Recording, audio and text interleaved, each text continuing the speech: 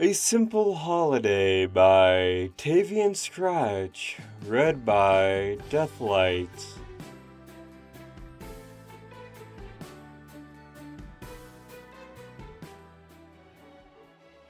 The corners of the windows were covered with a thin layer of ice. The room was filled by a warm sound of a violin, occupied by the scratching quill on paper.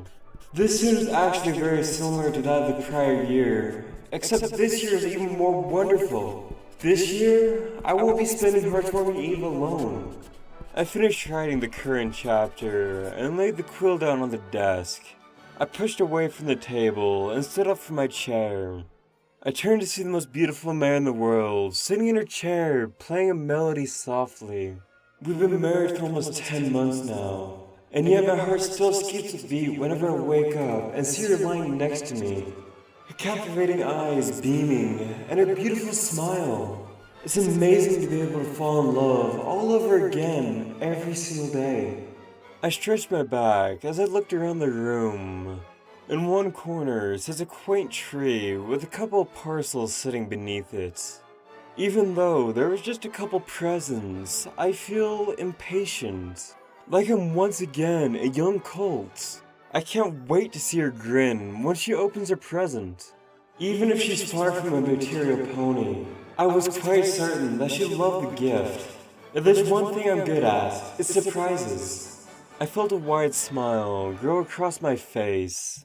You alright, honey? I look up from my daydream towards my wife. I'm fine. Well, fantastic really. In all honesty, I'm quite excited for tomorrow. You're excited for Heartwarming Eve? She giggled. I would have thought that this foolish holiday was below you. She speaks with a sarcastic, pompous accent. I am often one to look down upon immature and foolish actions, while she often indulges in a variety of silly activities. This often leads to compromise. And even so, I don't believe we've ever had a serious argument. Oh, hush up, and don't act like you're not excited. You've been quite fidgety the entire day. Her cheeks turn a familiar shade of red. Every time I look at her, she fills me with wonder. If only I could create a character as genuine and magnificent in my writing, but I could never do her justice. She yawned, and I noticed how tired she looked. Anyways, don't you think we should be heading off to bed? It'd be a shame if Santa had skipped us over because some pony wasn't asleep. I chided, and she turned away with a snort. I walked up next to her and draped my wing over her, as I did many times before. She nuzzled my neck as I walked her down the hall towards our bedroom. I feel a bit cruel for all my writing, not giving any of my characters an ending like this. Love is far more powerful, precious, and pure than I've ever realized. And to think I would have never realized this if it hadn't been for a chance meeting in the streets of Camelot. We walked through the threshold of the familiar room. She lies down on the bed, and I tuck the blankets over her. You need some sleep. I'll go make sure everything's ready for tomorrow. She grunts in dissent, but I kiss her on the cheek as she turns over and closes her eyes.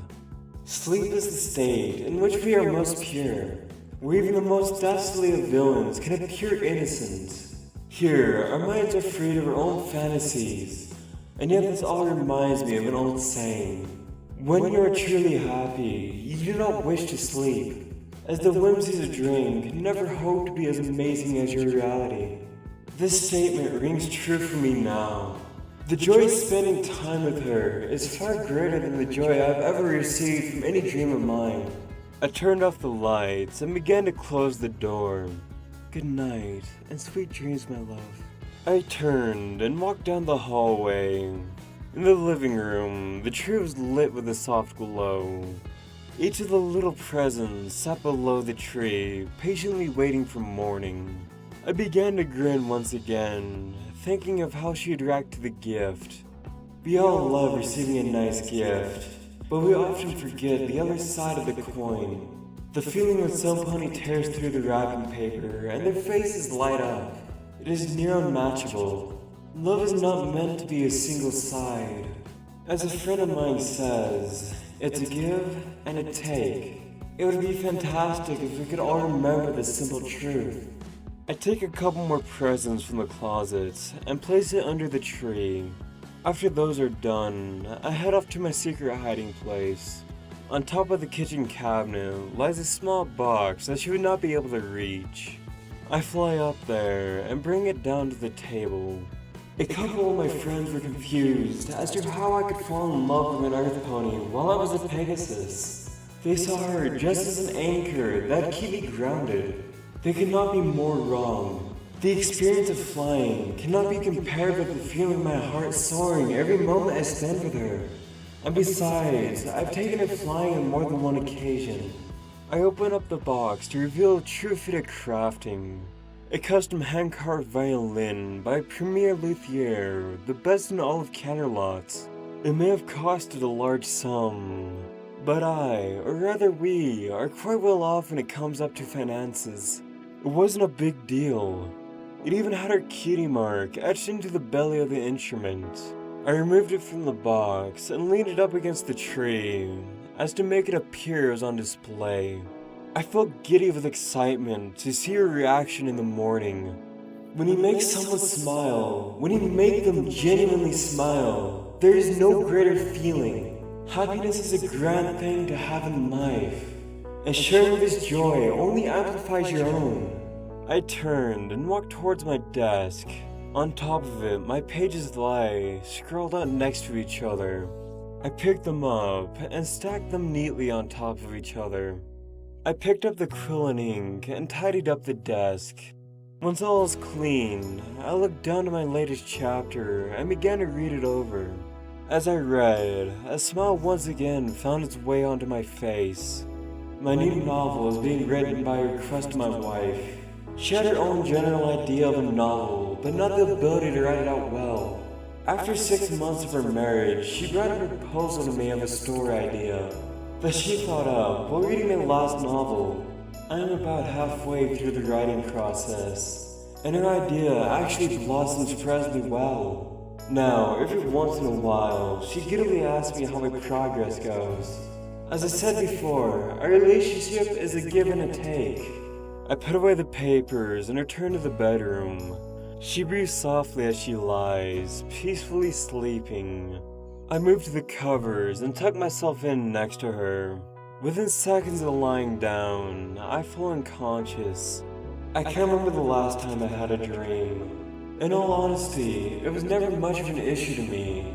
Some writers receive inspiration from their dreams. I get mine from music. I guess that was yet another reason why we were perfect for each other. I wake up to the world shaking. I open my eyes to see her hovering over me, and she quickly kisses me. "Get up, sleepyhead! Happy heart's forming!" She practically jumps out of bed and runs out of the room. I quickly get up and take off after her. I need to see her reaction. As I walk up beside her, she just stands there, frozen, her mouth open wide as she stares towards the tree. When I walk up next to her, she squeals and tackles me into a hug. I was so lucky to be in love. How many others go through their lives without ever meeting their special sun pony? Far too many in my opinion. She picks up the instrument and brings up her bow.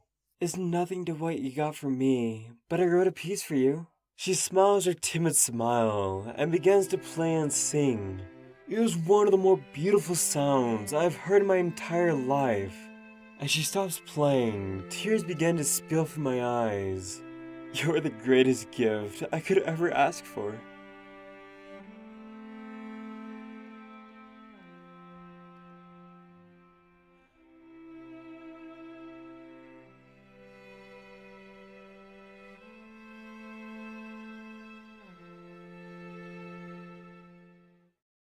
Okay, hello everyone. Hopefully this story came out a little bit better. So, I really tried hard to actually change up on how I narrate for these happier stories, because I've got it kind of set to...